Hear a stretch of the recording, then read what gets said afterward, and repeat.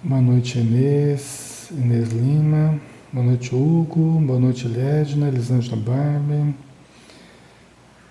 Amália, Gleice, Maria Luzia. Um grande abraço, tá? Todos que estão aí com a gente. Vamos lá? Vamos estudar. Nós vamos pegar então a continuidade do livro Amor Imbatível Amor. Nós não podemos realizar ontem, né? Em vista de um impedimento aí que tivemos, mas hoje vamos dar a sequência, né? Se Deus quiser. Nós estamos ainda no capítulo 1, pessoal, e no item medo de amar, né? Estamos falando do medo de amar e hoje vai ser a segunda parte desse item medo de amar, que a gente começou na semana passada e vamos continuar hoje, talvez terminar, vamos ver, né? Boa noite, André, um abraço. Todo mundo aí, né? Graças a Deus. Então vamos lá. Então, começando, capítulo 1, Amor Imbatível Amor, item 4, Medo de Amar, parte 2, tá? Então vamos lá. Ela continua dizendo aqui, pessoal, toda vez que alguém exige ser amado, demonstra desconhecimento das possibilidades que lhe dormem em latência e afirma os conflitos de que se vê objeto. Tá? Olha só, toda vez que alguém exige ser amado, então aqui a questão é a exigência, né? Nós esperarmos até desejarmos sermos amados, todos nós, de certo modo, esperamos ou desejamos, é natural, né?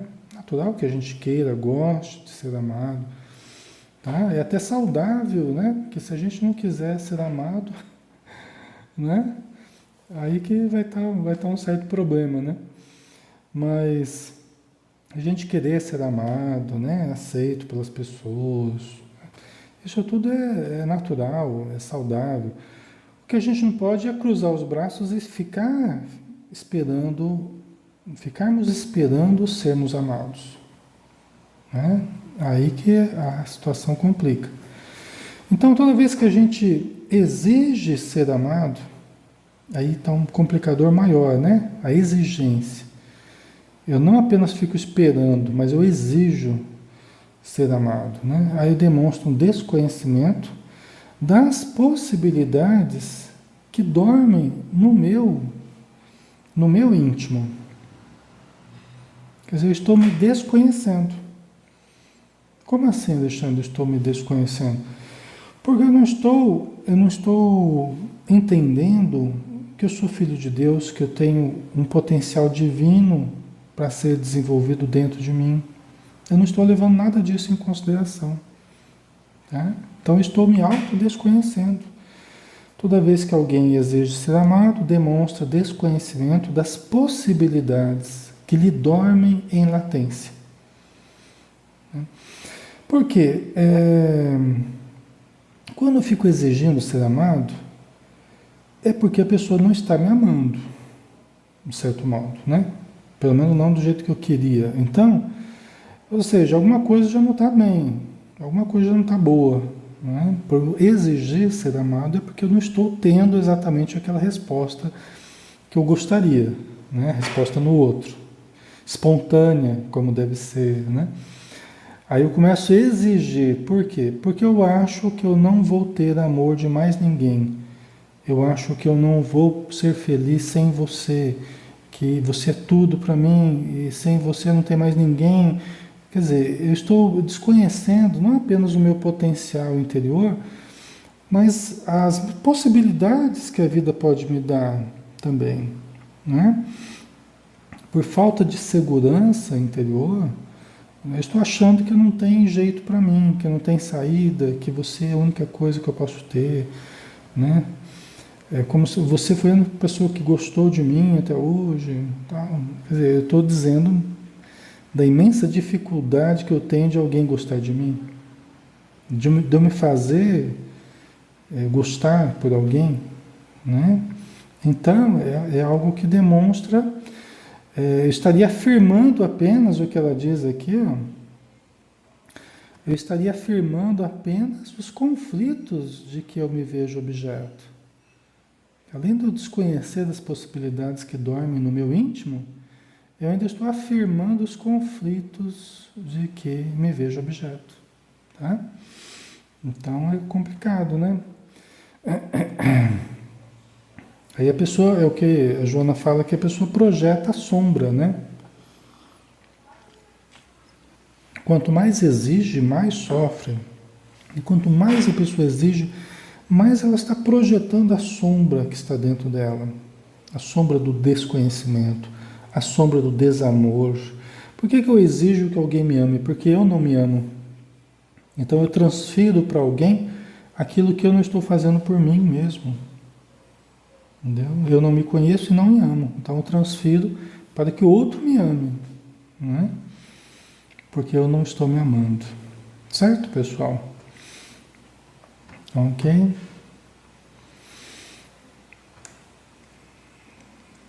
Uhum. Boa noite, pessoal que está chegando, tá? Um abraço, vocês vão participando aí. Se tiver alguma dúvida, vocês perguntem.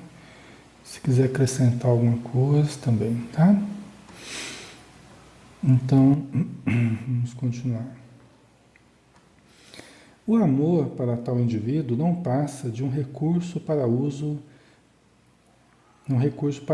para satisfações imediatas, iniciando pela projeção da imagem que se destaca, não percebendo que aqueloutros que o louvam e bajulam, demonstrando-lhe a afetividade. Tá, então vamos dar uma paradinha aqui, né? Primeiro, né? Aqui é um parágrafo grande que a gente vai decompondo, a gente vai separando aí para a gente não juntar muita coisa ao mesmo tempo, né? Então, o amor para tal indivíduo, qual indivíduo? Aquele indivíduo que não se ama, aquele indivíduo que exige que o outro o ame, né? Então, o amor para esse indivíduo, para tal indivíduo, não passa de um recurso para uso. Há um utilitarismo aí, né? Então, o que eu chamo de amor, na verdade, não passa de um recurso para uso. Como assim?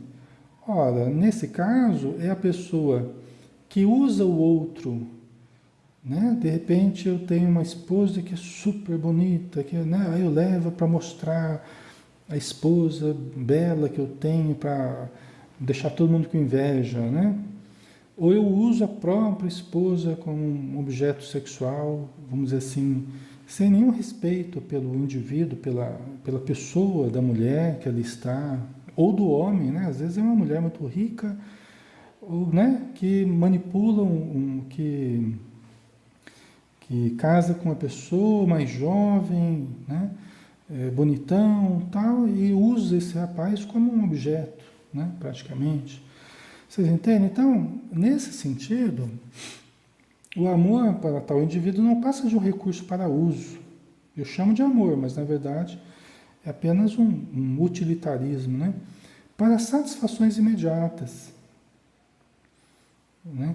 Porque veja bem, pessoal, numa relação aparentemente normal, mas que um não respeita o outro, inclusive começa a ameaçar o outro, diz amar, mas em função desse amor começa a ameaçar o outro, não leva o outro em consideração, não respeita o modo de sentir do outro, de pensar do outro, inclusive não respeita quando o outro quer terminar o relacionamento. Né? Então, quer dizer, não está levando o outro a sério, não está considerando o outro.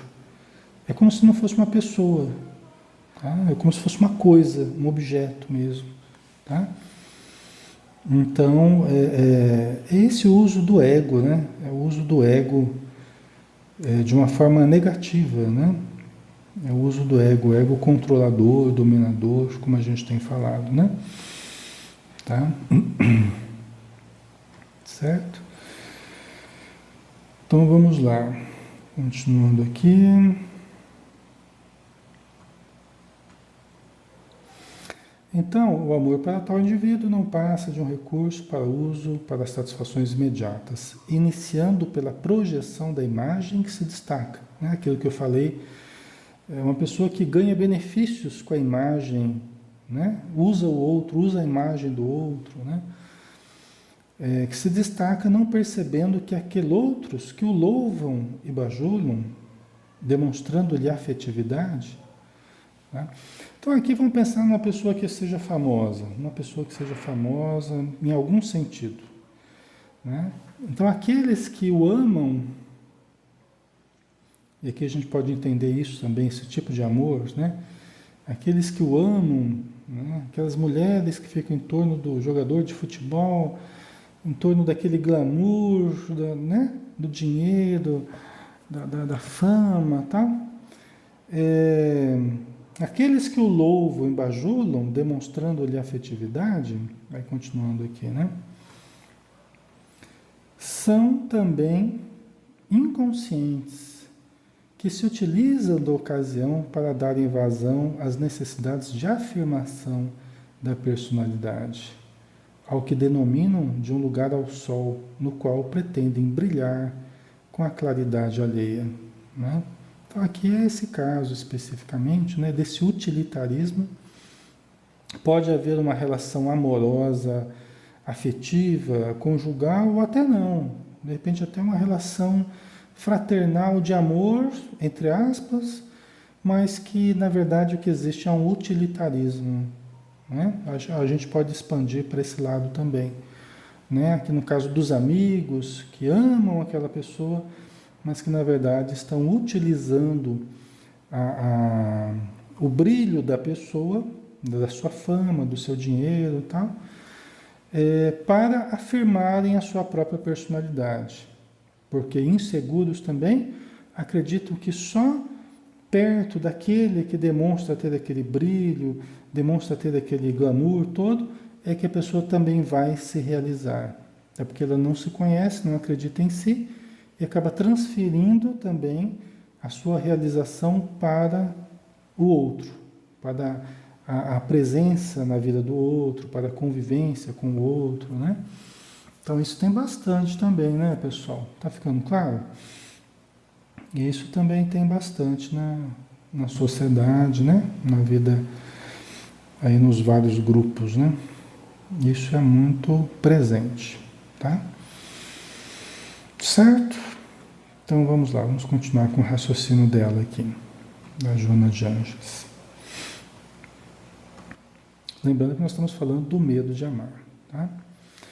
Vemo-los no desfile dos oportunistas e gozadores, dos bulhentos e aproveitadores, que sempre cercam as pessoas denominadas de sucesso, ao lado das quais se encontram vazios de sentimento, não preenchendo os espaços daqueles a quem pretendem agradar, igualmente sedentos de amor real. Então aqui ela está abordando a questão do amor, expandindo, né, para além do amor sexo ou do amor, né, do afeto que existe, para o campo dos relacionamentos, né, dos relacionamentos sociais, né. Então aqui é bem esse caso que eu estava falando mesmo, né, das pessoas oportunistas, das pessoas que se aproveitam, dos aproveitadores, né. São pessoas vazias, que não se conhecem, não se amam e tentam preencher das suas vidas os espaços interiores com o brilho do outro. E o outro, que é a pessoa que brilha por algum motivo, pelo dinheiro, ou pela beleza, ou pelo poder, ou pela fama que tem, também por não se conhecer e por não lidar com o amor real, acaba atraindo essas pessoas que o bajulam, né? E que se aproveitam dele. Na verdade, você irradia uma vibração de querer usar as pessoas e as pessoas se sintonizam, as pessoas que querem ser usadas e querem usar também do brilho do outro. Vocês entendem?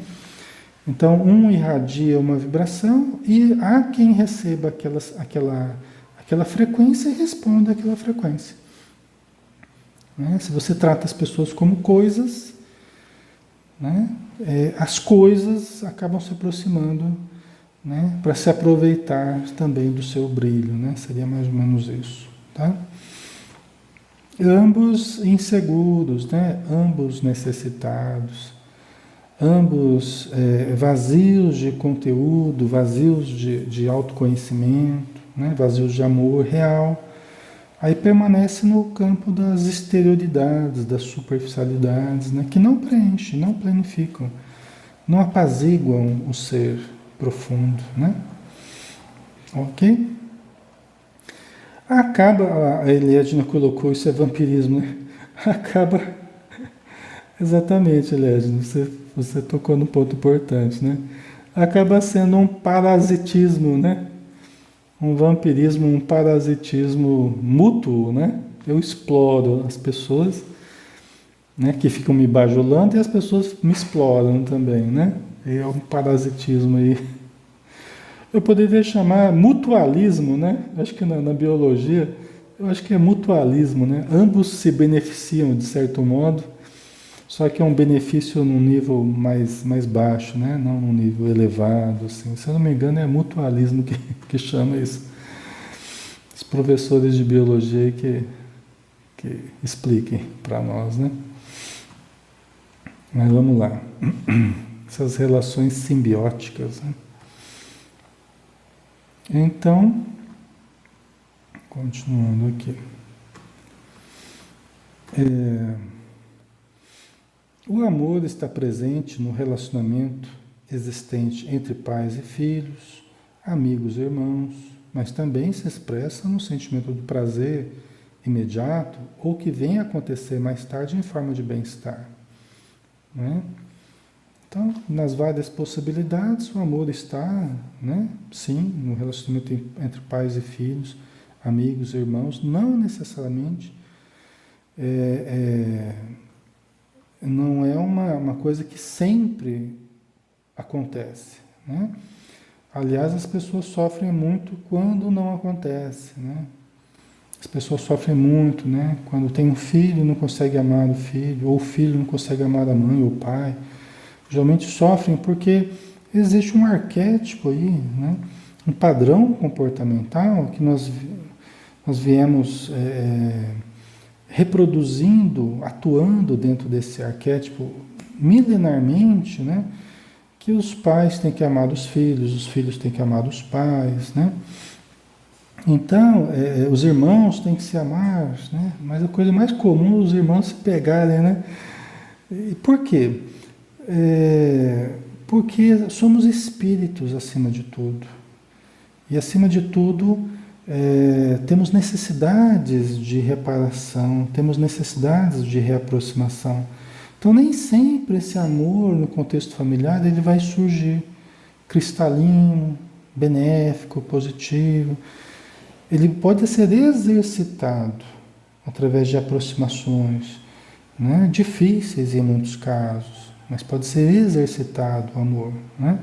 Mas não vem pronto assim. Por quê? Porque não são ainda espíritos que se amam, né? Não são espíritos que vêm se ajudando mutuamente ao longo do tempo.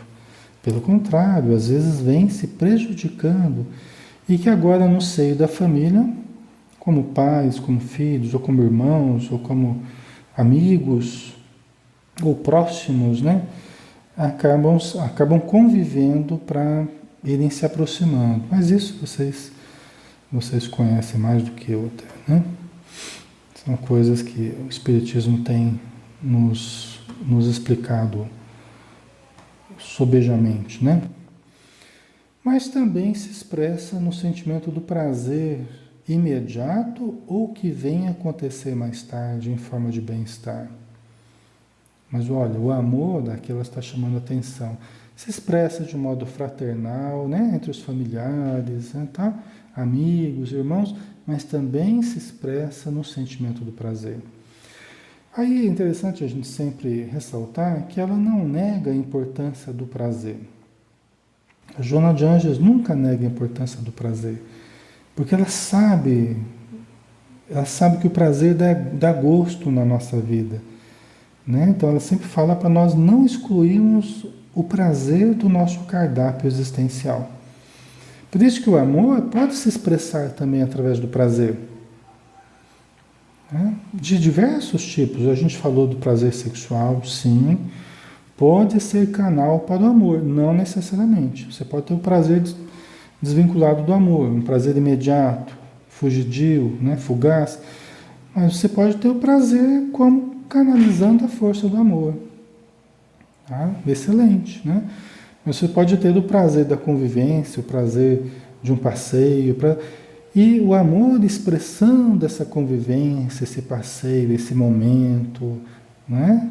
A minha relação de amor com a vida, com as pessoas, com o meu corpo, né? É uma relação de amor também. Quando eu me cuido, né? Quando eu vou para uma piscina me exercitar, quando eu vou cuidar da saúde, eu estou me amando, é uma relação de amor, né? Estou cuidando do meu corpo, tá? Isso é muito importante. A gente precisa colocar o corpo em terapia, porque o corpo também se deprime, né?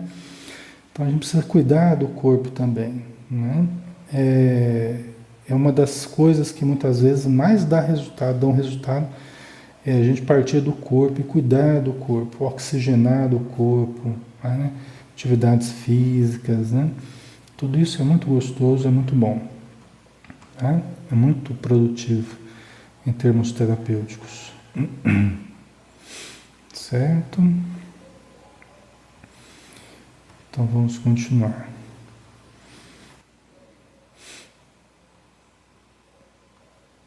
Aqui, né?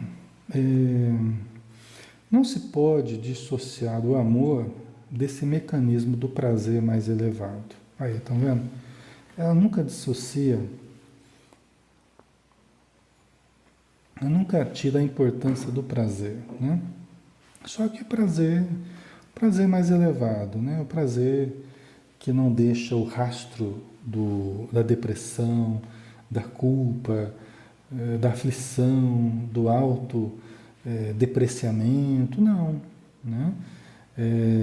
Então não se pode dissociar o amor desse mecanismo do prazer mais elevado, mediato, não imediato, né? Mas mediato, aquele que leva, né, a um bem-estar, né, que leva a coisas boas, né, que não atormenta nem exige, mas surge como resposta emergente do próprio ato de amar, né? Aquele prazer, né, que surge do próprio ato de amar e não deixa o rastro dos sentimentos negativos após si, tá? Então, por que ela bate tanto nisso? Eu falo, por que ela bate tanto? Daí a pessoa já está batendo aqui, né? Por que ela está sempre reafirmando isso? Ela volta nessa questão do prazer. Porque é muito comum as pessoas, quando iniciam uma busca espiritual, quando iniciam um processo de autoconhecimento, de melhoria, é muito comum, é um erro muito comum, as pessoas acharem que elas têm que cortar todos os prazeres da vida dela. É muito comum, tá? As pessoas acharem que a busca espiritual é uma busca que tem que haver uma negação da matéria, tem que haver uma negação do corpo, uma negação do sexo, uma negação do prazer, uma negação do dinheiro, uma negação, né, da vida material. Só que isso, a gente já falou, é um resquício de séculos passados aí, em que tudo isso, todos esses significados da vida material eram tidos como significados pecaminosos, mundanos, demoníacos e várias outras coisas, né? Por quê? Porque a ideia que tínhamos de religião era uma ideia dicotômica, né? Era uma ideia fragmentada, cindida, né? Em que a realidade espiritual nada tinha a ver com a realidade material. Espírito e matéria eram duas coisas absolutamente diferentes, distanciadas, né? Longe uma da outra. Então, quem buscava o espírito, quem buscava Deus, quem buscava a religião, tinha que abster-se totalmente da vida material. Então, isso foi um equívoco das leituras de Jesus, dos evangelhos, né? Interpretaram de uma forma patológica até, de uma forma doentia, né? Seres atormentados em si mesmos acabaram interpretando os evangelhos de uma forma atormentada, criando culpas e mais culpas para as pessoas que apenas queriam sentir prazer, apenas queriam sentir bem-estar, apenas queriam ter relação sexual, apenas queriam lidar com o dinheiro ou viver uma vida comum, mas a religião, né, não permitia, né, que isso se desse de uma forma tranquila, né, que a nossa vida na matéria fosse uma vida de harmonia espírito-matéria, que é a grande proposta da Joana de Ângeles de felicidade, é a perfeita harmonização do espírito com a matéria, do self com o ego. É um dos conceitos sobre felicidade que ela passa para a gente, é a perfeita harmonização do self com o ego, do espírito com a matéria. Tá? Só que isso agora a gente entende, né? Imagina o problema que a gente teve que viver esses séculos passados aí, né? Imagina como era difícil. A religião era absolutamente castradora, né? A religião era absolutamente castradora. Então as pessoas não podiam manifestar-se na espontaneidade, no seu desejo, no seu sentimento, né? Era tudo uma coisa muito enclausurada em conceitos muito restritivos, né? Ok? Por isso que ela está falando sempre dessa questão do amor, mas também falando do prazer, né? Porque o prazer, nós temos que hoje equilibrar o prazer, né? Permeado pelo amor e pelo discernimento, né? Os prazeres reais, daqueles prazeres, dos prazeres saudáveis, né? Dos prazeres que sejam nocivos para nós, né? Isso nós temos que usar o discernimento, o bom senso, né? Ela continua dizendo, quando o amor se instala no ser humano, de imediato, uma sensação de prazer se lhe apresenta natural, enriquecendo-o de vitalidade e de alegria, né? Com os quais adquire resistência para a luta e para os grandes desafios aureolados de ternura e de paz. Ai, que beleza. Bonito, né? Quando o amor se instala no ser humano, aí o amor verdadeiro, não? Né? Esse cascalho que a gente chama de amor, que é o cascalho dos nossos sentimentos inferiores, das posses, das exigências, né? Das inseguranças, e a gente chama de amor, mas não é. O ouro do amor verdadeiro, esse quando se instala no ser humano, de imediato uma sensação de prazer se lhe apresenta natural. Né? Quer dizer, primeiro, o amor e o prazer não estão dissociados, estão juntos aqui. Né? E quando o amor se instala, naturalmente surge o prazer, que acaba gerando vitalidade, alegria e resistência para a luta, para os grandes desafios aureolados de ternura e de paz. Né? As pessoas que amam verdadeiramente, elas têm um imenso poder. As pessoas se equilibram, os casais que se equilibram no amor, eles têm um grande poder, né? Tem saúde, tem paz. É como você está falando, quando o amor se instala, né? Gera prazer, um prazer natural, e vitaliza, dá alegria de viver. Né? Então é interessante isso, né? Quando o amor verdadeiro ele se instala. Né?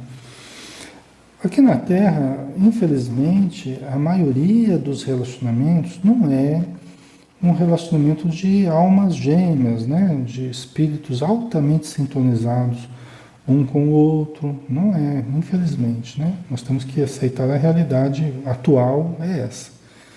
Né? Haja visto o tanto de separações que existem. Né? Não há, o casamento não né, a união de almas absolutamente simpáticas, não, né? São casamentos, são períodos até, períodos de trabalho, períodos de aproximação, em que se produz algo, né? Os filhos vêm, né? As atividades comuns do casal, isso tudo é muito importante. Às vezes durante um período da vida, né? E às vezes a pessoa tem compromisso com outras pessoas ou com outra pessoa, né? Então as separações não se dão apenas pela incompatibilidade, mas também porque o ciclo a ser realizado também termina. Existem ciclos na nossa vida. E tem pessoas que se comprometeram com mais de uma pessoa. Eu preciso até trazer esse conceito, né?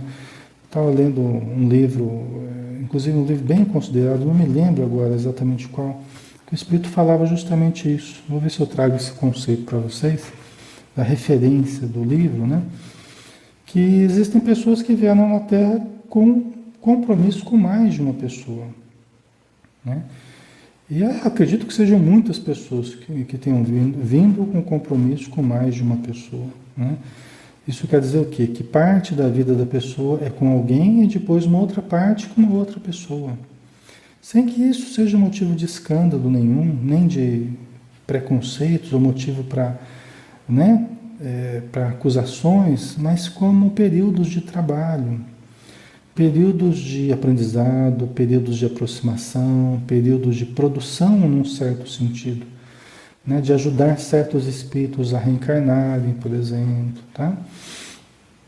Mas é que a gente entende as coisas aqui na matéria muito, de uma forma muito fechada ainda, né? Achando que só existe um caminho, só existe uma possibilidade. E quando as pessoas saem daquele caminho ou daquela possibilidade é porque está tudo perdido, né? As almas estão condenadas ao sofrimento e tal. E não é bem assim, né? Então, pessoal, como ela está dizendo aqui, é muito bonito, inclusive, né? O que ela diz aqui. Quando o amor se instala no ser humano, de imediato uma sensação de prazer se lhe apresenta natural, enriquecendo-o de vitalidade e de alegria, com os quais adquire resistência. Por quê? Porque sem alegria, sem vitalidade, pessoal, a gente se enfraquece, né? Então até as lutas difíceis, às vezes, que a gente tem que passar aqui na vida material, ficam mais difíceis. Por isso que o amor é importante na nossa vida, né? Então nos dá força, resistência para os grandes desafios, aureolados de ternura e de paz, né? Não é sempre que a gente vai poder viver aqui na Terra com alguém que a gente tenha muita afinidade, que a gente se sinta, né, extremamente sintonizado com a pessoa. Não é sempre que a gente vai ter essa possibilidade, né? Até porque muitas vezes essa pessoa está no plano espiritual. Às vezes você está aqui, a pessoa está no plano espiritual, te ajudando, inclusive, né? Existem certas sincronias que elas têm que ocorrer até que seja possível estar com alguém altamente sintonizado com você aqui na Terra. Mas às vezes isso ocorre. E quando ocorre, muitas vezes é interessante aproveitar. Depende do contexto, depende né, do contexto reencarnatório. Mas muitas vezes ocorre, né, também dessa sincronia das pessoas conseguirem se encontrar aqui na Terra e poder viver um grande amor aqui na Terra, né? Então não é fácil que isso ocorre, que isso não é sempre que isso ocorra, né? Muito bem, então vamos lá.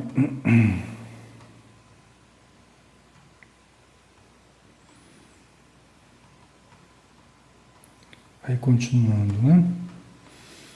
O amor resulta da emoção, que pode ser definida como uma reação intensa e breve do organismo a um lance inesperado, a qual se acompanha de um estado afetivo de concentração penosa ou agradável do ponto de vista psicológico, né? Então, veja bem, é muito importante isso aqui. Algumas pessoas dizem que o sentimento é bom, a emoção é ruim. Eu já ouvi esse conceito. Esse conceito é, a princípio, equivocado, tá? Primeiro, pessoal, nós temos as sensações advindas do nosso sistema nervoso, dos 5 sentidos que a gente tem, né? Primeiro nós temos as sensações. E as sensações, elas se tornam feixes de energia que chegam até nós e se transformam em emoções. Então elas mobilizam a gente, né? Elas promovem essas reações que a Joana de Ângeles diz, ó, o amor resulta da emoção que pode ser definida como uma reação intensa e breve do organismo a um lance inesperado. Tá? Então, olha, e aqui o detalhe, ó, o amor resulta da emoção. Isso é uma coisa que a gente pode chamar bastante atenção aqui, ó. O amor resulta da emoção. Né? Então a emoção não é ruim, o amor é bom, não. O amor é resultado da emoção. Olha que interessante. Não é? Então, o amor resulta da emoção. E o que ela entende por emoção? A emoção pode ser definida como uma reação intensa e breve do organismo a um lance inesperado, né? A qual se acompanha do estado afetivo, nos afeta, né? Um estado afetivo de concentração penosa ou agradável do ponto de vista psicológico. Tá? Então, lógico que o amor, aí no caso, resultaria de reações agradáveis, né? Sensações agradáveis, emoções, né? Que são essas reações baseadas nas sensações, né? Que nós temos, as sensações se reúnem, provocam emoções, e a emoção leva ao amor. As emoções agradáveis, inesperadas, né? Provocam reações em nós que levam ao amor. É lógico que mobilizam glândulas, mobilizam neurotransmissores, hormônios, tudo isso é mobilizado num complexo muito interessante que a gente tem, né? Que levou milhares e milhares de anos para se construir em nós, né? Tá, pessoal?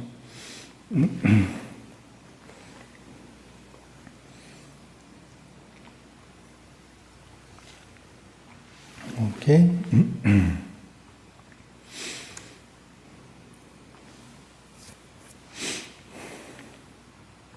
O Hugo Júnior colocou, muito importante entender essa associação entre o amor com o prazer elevado, pois ainda confundimos conceitos e muitos ainda usam equivocadamente o amor para justificar suas paixões de toda sorte, seu egoísmo, seu sentimento de posse, ambição. É verdade, Hugo, é isso mesmo, não é? E acabam confundindo prazer com amor, né? Num nível bastante inferior, né? Então vamos lá. Continuando aqui.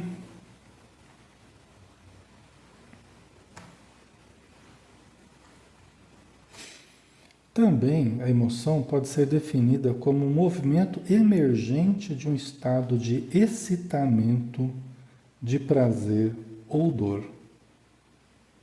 Tá? A emoção também pode ser definida como um movimento emergente, né? Que emerge, que surge de um estado de excitamento, de prazer ou dor.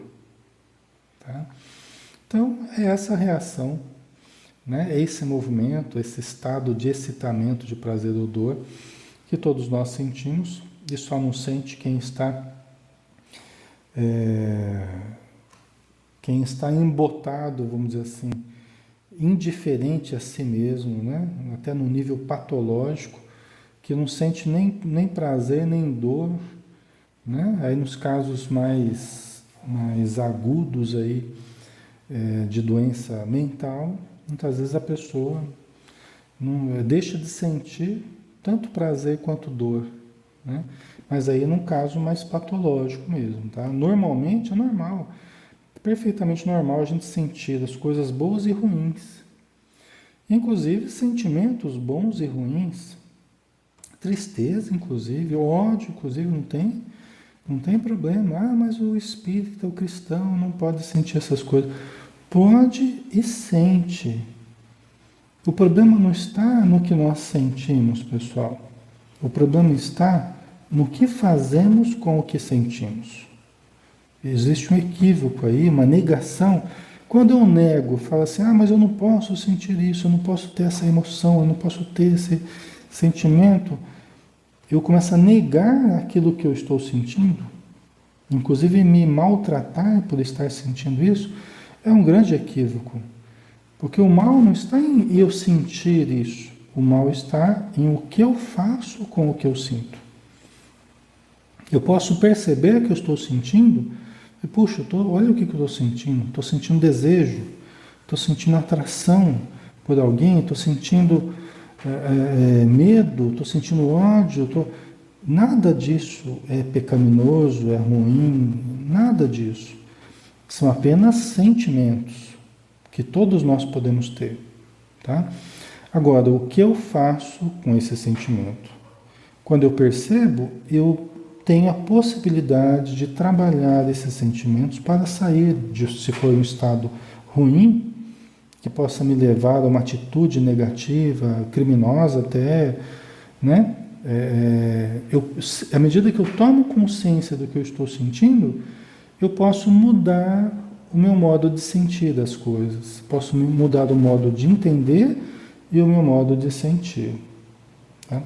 Nosso modo de sentir depende muito de como nós entendemos as coisas. Nós entendemos as coisas. Deixa eu ver aqui uma coisa.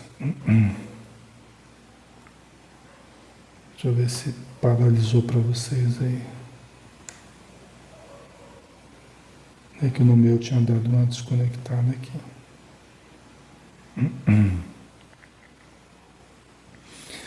O meu modo de sentir depende muito do meu modo de entender as coisas, do meu modo de ver as coisas. Por exemplo, como que eu sinto a vida? Depende muito de como eu penso a respeito da vida, como eu enxergo a vida. Se eu enxergar a vida de uma forma negativa, eu vou sentir a vida de uma forma, eu vou condicionar o meu sentimento a sentir de uma forma negativa. Por isso que Jesus falou que os olhos são espelho da alma. Se os teus olhos forem bons, todo o teu corpo estará em luz. Se os teus olhos forem maus, todo o teu corpo estará em trevas. Né? E quão grandes trevas serão.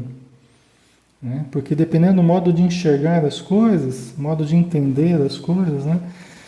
Você passa a sentir, a se relacionar com aquilo, né? da sua percepção, de uma forma boa ou ruim. Tá? Isso é uma coisa muito fácil da gente detectar. Tá? Uma coisa muito fácil da gente perceber.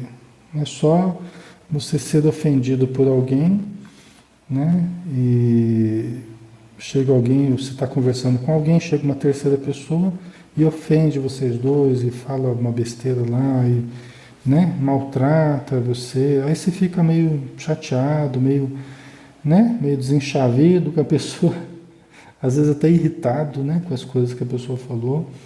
E aí o seu amigo, depois que a pessoa vai embora, o seu amigo fala, olha, a pessoa, né, está vivendo um processo de doença muito grave, terminal, ou perdeu um parente, ou aconteceu alguma coisa que venha explicar o estado de desequilíbrio da pessoa.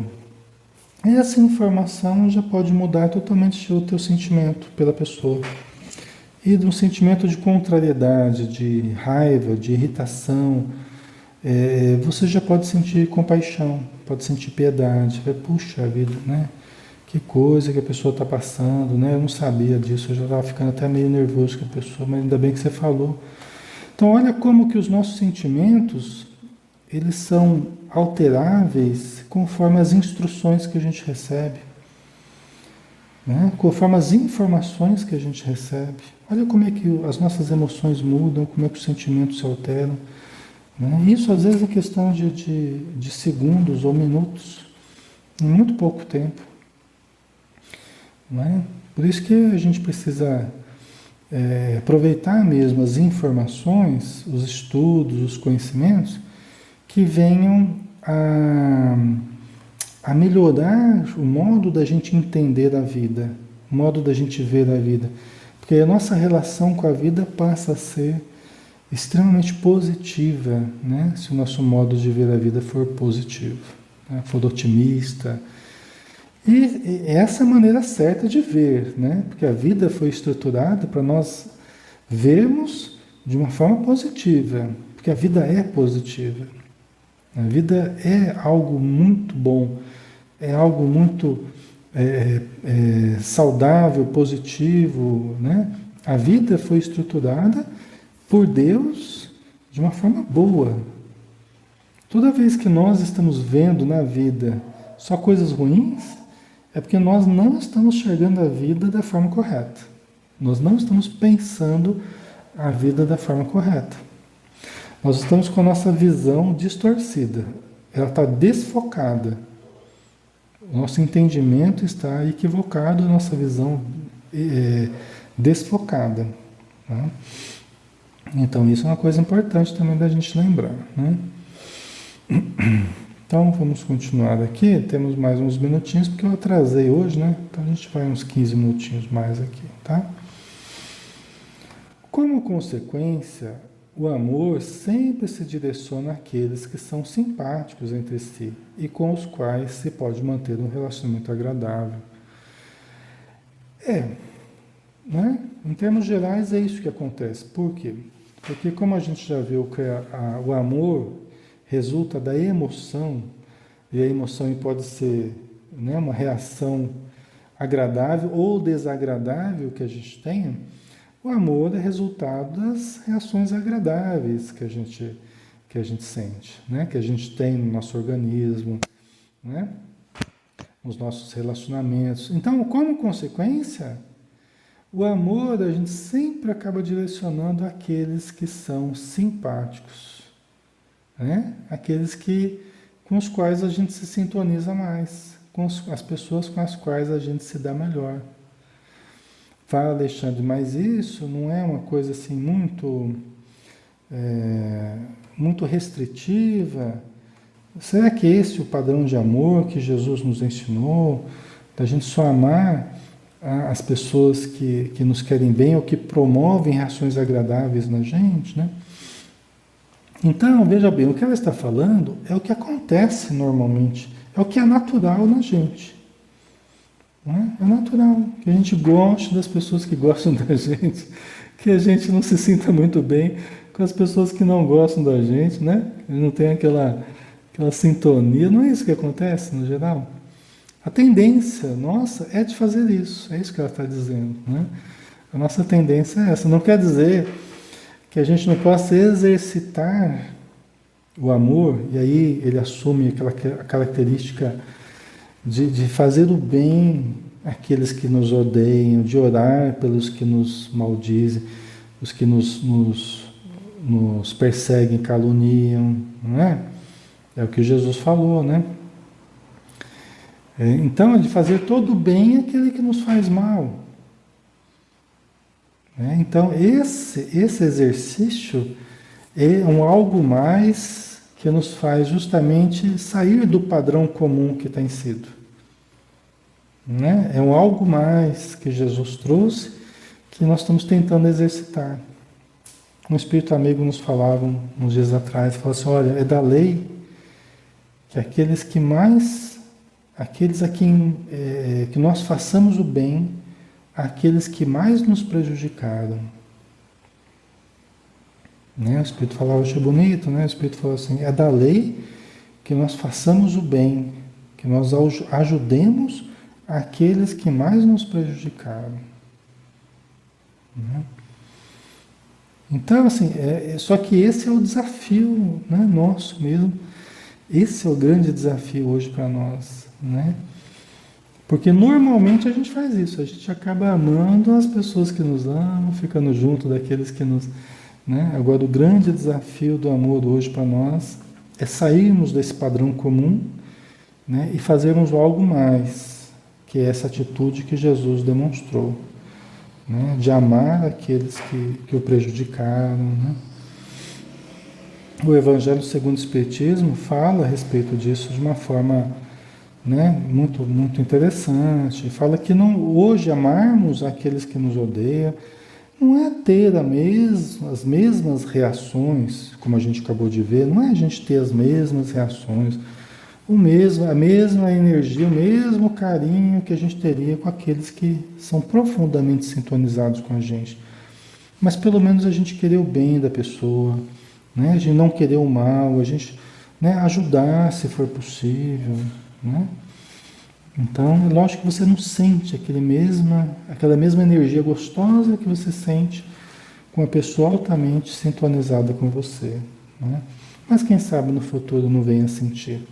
Se hoje, né, for semeado, né, o campo for preparado, quem sabe no futuro não será uma pessoa, né, que também se sintonize muito com você, né?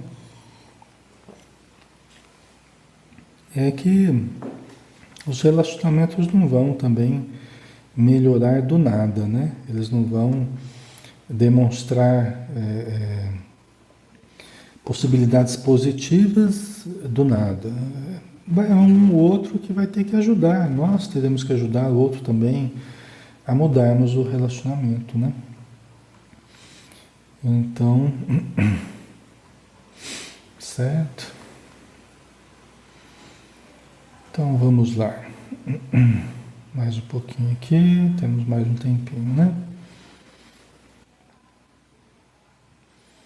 Então, como consequência, o amor sempre se direciona àqueles que são simpáticos entre si, com os quais se pode manter um relacionamento agradável, né? Então, isso é o padrão normal aí que tem acontecido, né? Este conceito, porém, se restringe à exigência do amor que se expressa pela emoção física, transformando-se em prazer sensual, né? Então, aqui, aí ela especifica mais, ó, este conceito, porém, se restringe à exigência do amor que se expressa pela emoção física, ou seja, que vai levar, né, ao intercâmbio sexual, né? Então há uma tendência, lógico, aquilo que eu falei é verdadeiro para os relacionamentos em termos gerais, que é uma tendência da gente querer ficar mais perto da pessoa que gosta da gente, tal. Isso é inegável, né? A evitar as pessoas que sejam mais difíceis, né, problemáticas. Há uma tendência natural o ser humano fazer isso, embora a gente possa transcender isso, como eu falei também. Só que aqui ela está dizendo só, esse conceito, porém, se restringe à exigência do amor que se expressa pela emoção física, transformando-se em prazer sensual, né? Quer dizer, para você ter um contato sexual com alguém, vamos pensar em duas pessoas que estão se conhecendo, duas pessoas, né, que começam a se admirar. Então é porque a sintonia ali está acontecendo, né? A sintonia, a química ali está acontecendo, né? Houve uma identificação entre as pessoas, né, que leva até o prazer sensual, né? Que leva até a comunhão sexual, tá? Se a pessoa se aproximasse de alguém que sentisse um mal-estar, medo, tristeza, não é? Já pensou? Você vai numa festa, conhece alguém, começa a conversar com alguém, começa a sentir medo, tristeza, né? Irritação. Acabou ali, né? Ou vocês teriam um relacionamento com essa pessoa? É muito provável que não, né? Então ela está dizendo, é isso, né? Que a gente acaba transformando em prazer sensual, né? Aquele relacionamento que promove sensações de bem-estar, promove sensações agradáveis, emoções, né, positivas, tal, tá? Isso é fácil da gente, da gente entender, né, pessoal? Ai, ai. Bastante lógico, né? É assim que acontece, né? A não ser que a pessoa esteja num processo autodestrutivo, né? O que acontece também, tá? Aí é mais patológico, a pessoa está no processo autodestrutivo. Então ela está procurando alguém que seja desequilibrado para se entregar a experiências que possam ser altamente destrutivas para ela, né? Então ela vai conversando com a pessoa, vai vendo que a pessoa é mau caráter, que a pessoa fala, é esse que eu vou, é com esse que eu vou me envolver, porque a pessoa está num processo autodestrutivo, tá? Tem também, né? Tem essa situação também. Mas aí já é justamente um processo mais patológico, né? É de alguém que não está bem procurando alguém que faça ficar pior, tá? Vocês devem lembrar de, né? Às vezes algum conhecido, alguma história aí que vocês tenham, né? Nesse sentido, tá?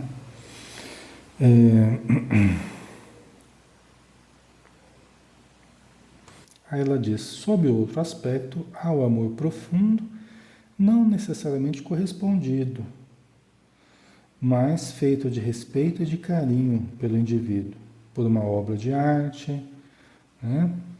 Ou, vamos ver aqui na sequência, né?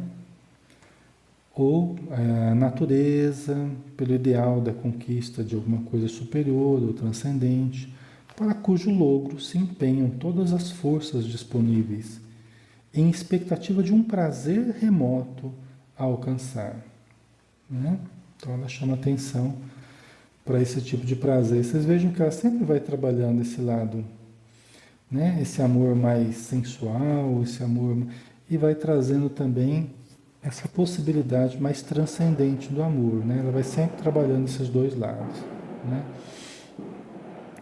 Ela diz ao amor profundo, não necessariamente correspondido, né? O amor profundo, não necessariamente correspondido, não é? Então, isso também é, né, algo que supera. Ou seja, você ama, mesmo que não seja amado, você continua amando, né? Mesmo não sendo amado, você continua amando, continua ajudando o outro, né? Continua, né? É o amor verdadeiro, né? Amor verdadeiro. Só que isso tem que ser feito se você resolve por fazer isso por amar e continuar amando, mesmo não sendo amado. Esse amor, ou que você está chamando de amor, tem que ser um amor que não exige. Que é um amor que não cobra, porque senão aí já, na verdade, não está sendo amor, né? Se você pretende amar alguém e a pessoa não está te amando, não está, e você quer continuar amando, você ama continuamente essa pessoa, né? Mas aí é preciso, para que seja amor verdadeiro, que não haja imposição, que não haja cobrança, que não haja. Aí sim é porque é um amor, né? Nós precisamos também diferenciar aí, só para a gente finalizar, aquela obsessão, né? Obsessão psicológica, não espiritual. Pode até ter o espiritual junto, né? Mas tem pessoa que ama aquele amor platônico por alguém, por alguma pessoa famosa. Aí eu amo a pessoa, mesmo não sendo amado por ela e continua. Mas aí, pessoal, aí também já é uma fixação. É uma obsessão, é um amor obsessivo. Tá? Que é uma patologia também. Tá? Então aí no caso, é uma fixação, é uma obsessão psicológica, né? Que aí vai levando a prejuízos também, né? Porque a pessoa se fixa ali e perde oportunidades de viver a sua vida através dessa fixação num objeto, um amor platônico, um objeto inalcançável, né? Alguém da televisão, né? Que você não tem contato, nem vai ter, e você fica ali fixado, né? Naquele personagem. Então isso aí já é um amor né? É um amor já mais doentio, né? Fruto de uma patologia, tá? Não é esse amor que eu estava falando, que você ama mesmo sem ser amado, você continua amando, gerando benefícios, compreendendo, ajudando, né? Sem nada cobrar, sem nada exigir. Tá? Aí é porque é um amor verdadeiro mesmo, tá? Ok, pessoal, vamos dar uma paradinha aqui, 9h15, né? A gente vai fazer a prece final.